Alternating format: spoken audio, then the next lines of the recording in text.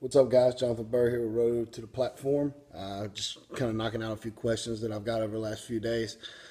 First one, dynamic effort training for a raw natural lifter. Now, I'm assuming raw natural, referring to no supplement use, no anabolic steroids, things of that nature.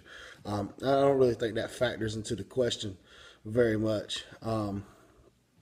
Is dynamic effort training effective? Yes, very much so.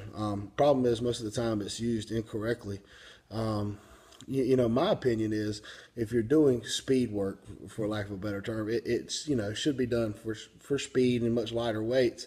But you see people using just way too high of a percentage, and then even if you're doing it correctly, you're putting maximum effort into that rep, trying to do it as fast and as crisp as possible.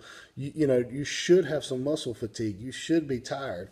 And I really, the issue becomes with a lot of lifters, can they handle that volume of the speed work and the max effort work? Some guys make it work. I've never been able to make it work for myself. It's just not something I've been able to do. Benching twice a week, it's just never been good for me.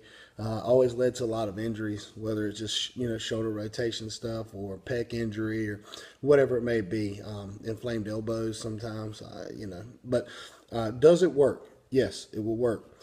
You have to find a way to adapt it to your training. My suggestion is you use a much lower percentage than you probably think you should be doing. Right now, when I do kind of, a speed work type, when I'm trying to deload, that's typically what I'll do. I use like 225. It's not necessarily about the weight. It's about moving it quickly with crisp form and, and short rest periods. So hopefully that's a good little piece of advice for you. Maybe that answered your question. Guys, keep your questions coming in. I'll do my best to try to get them answered now that I've got a little more free time. Done training for a meet for a little while. So, all right, get your questions in. Next edition, Road to the Platform.